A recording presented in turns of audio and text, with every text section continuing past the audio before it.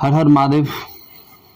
आज का जो प्रश्न है वो ये है कि कैसे चौकियों पर जाने से, जो माँ की चौकियाँ लगाते हैं, किसी महिला को उसके घर में नुकसान होते हैं।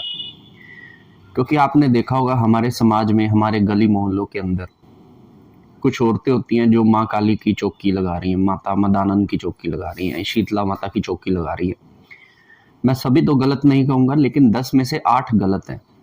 सुन लीजिए, गलत क्यों है? क्योंकि वहां पर कोई माँ नहीं है, वहां पर एक प्रेत है जो उस महिला पर खेल खेल के आता है। वो आपकी पूछा दे सकता है, वो आपकी पूछा दे देता है।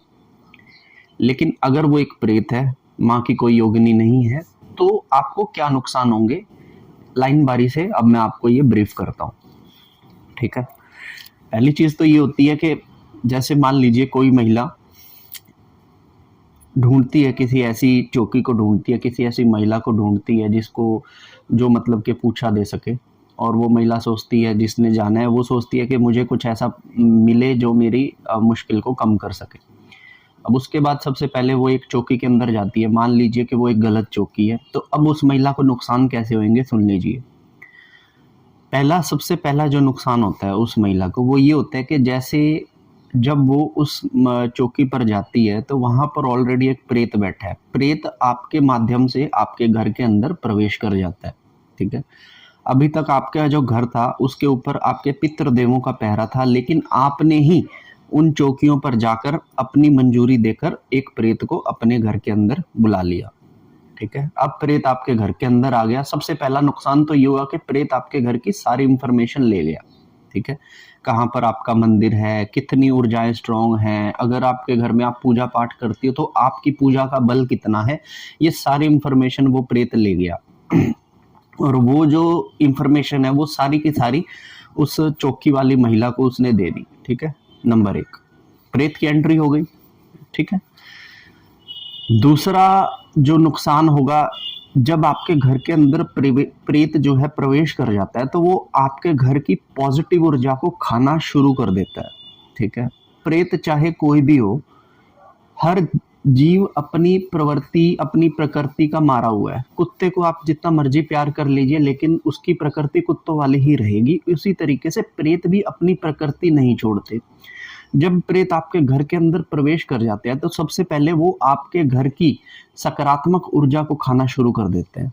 ठीक है, जहां पे भी सकारात्मक ऊर्जा है उसे खाना शुरू कर देंगे, और जहां पे भी नकारात्मक ऊर्जा है उसे बढ़ाना शुरू कर देंगे। ठीक है, उसके बाद क्या होगा कि आपके घर का जो मंदिर होगा, आप उस पे अभी तक तो भोग लगा रहे थे, वो शायद ईश्वर को जा रहे थे, लेकिन अब उस घर में जो भोग लगेगा वो भोग देवता को जाना बंद हो जाएगा। अब वो भोग वो प्रेत ग्रहण करने शुरू कर देंगे। ठीक है, ये तो सूक्ष्म जगत में चल रहा है, लेकिन स्थूल में ऐसा चल रहा है कि मैं एक माँ की चौकी के पास गई थी, उसने मुझे कुछ उपाय बताए हैं, वो उपाय मैं कर रही हूँ, उससे मुझे आराम है। अब आप इसमें सूक्ष्म जगत में अगर आप देखेंगे तो आपको पता लगेगा कि उस पर्टिकुलर चीज में ही सिर्फ आपको आराम है जिसके लिए आप गए थे। उसके सिवा आपका नुकसान कहाँ कहाँ हो रहा है जो भविष्य में आपके सामने आएगा।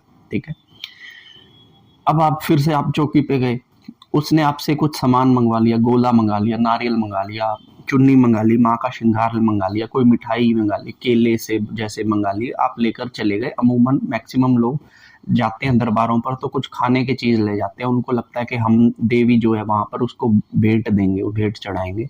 लेकिन अब वहां देवी नहीं है, वहां प्रेत है, तो आपने खुद से उसे खाने को दे दिया। तो जब आपने उसे खाने को दे दिया तो उसकी शक्ति आपको लेके और ज्यादा बढ़ गई। ठीक है, और ज्यादा बढ़ने से अब आपके घर में तहलका और भी ज्यादा खतरनाक तरीके से किया जाएगा।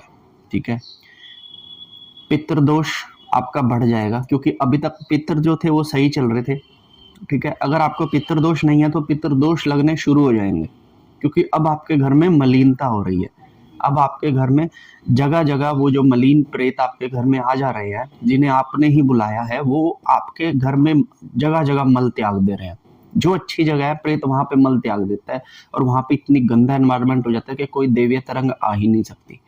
कुछ समय के बाद आपके पूरे घर जब मल त्याग त्याग के भर दिया जाएगा, तब वहां पे कभी कोई पॉजिटिविटी नहीं आएगी, और फिर इसके बाद असली खेल शुरू होता है। ठीक है, अब प्रेत जो है आपके घर के अंदर सबसे पहले तो उस महिला को पकड़ेगा जो वहां पर बार बार जाती है, ठीक है, या फिर अगर उसकी कोई छोटा बच्चा या लड़की होगी स्पेशली, तो लड़की को वो प्रेत पकड़ेगा अट्रैक्शन के मारे, ठीक है। अगर प्रेत जो है वो कोई लड़की है तो उस घर का लड़का हमेशा सख्ते में आ जाएगा, उसका काम धंधा चौपट हो जाएगा, उसको स्वप्न दोष का प्रॉब्लम हो जाएगा, अश्लील विचार अश्लील वासनाएं दौड़ने लगेंगी, मदिरा मांस की तरफ वो दौड़ने लगेगा, ये नुकसान उसके घर में शुरू हो जाएंगे। जब कोई व्यक्ति इन चीजों की तरफ भागेगा तो ऑटोमेटिक ही उन्हें नुकसान होना शुरू हो जाते हैं, ठीक है।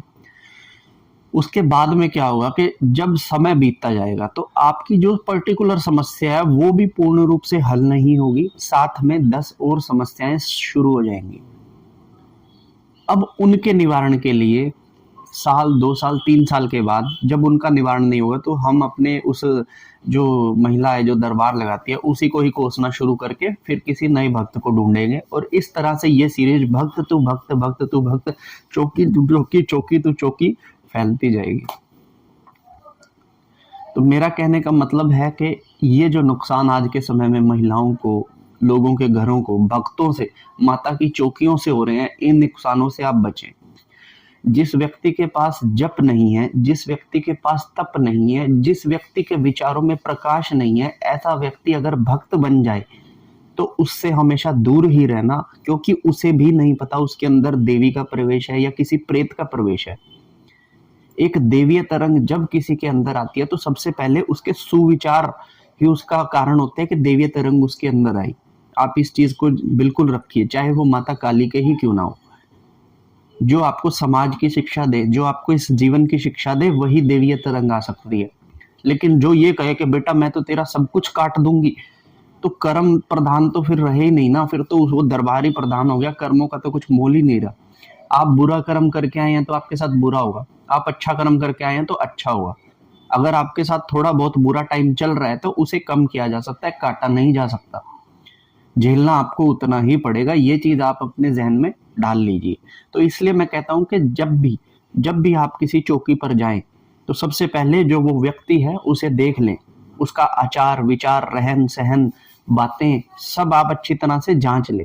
जब लगे कि वो उच्च विचारी है तभी आप उसका चयन करें, तभी आप अपने घर की समस्या उसके पास लेकर जाएं, क्योंकि आप स्वयं ही या तो प्रेत होगा सामने या फिर देवता होगा, लेकिन एक आम आदमी को दोनों का ही पता नहीं लगता है। प्रेत भी वैसे ही सर घुमाता है, माता की तरह जीभ निकालता है, समझ रहे हो। तो ये सारी चीजें होती हैं, इस तरह से एक आम आदमी, एक आम गृहस्थ को नुकसान पहुंचते हैं ऐसी माता की चौकियों पर जाने से। तो ये वीडियो मेरा आपको कैसा लगा मुझे कमेंट करके बताइएगा, लाइक कीजिएगा, सब्सक्राइब कीजिएगा। फिर अगली किसी वीडियो में नई जानकारी के साथ। हर हर महादेव।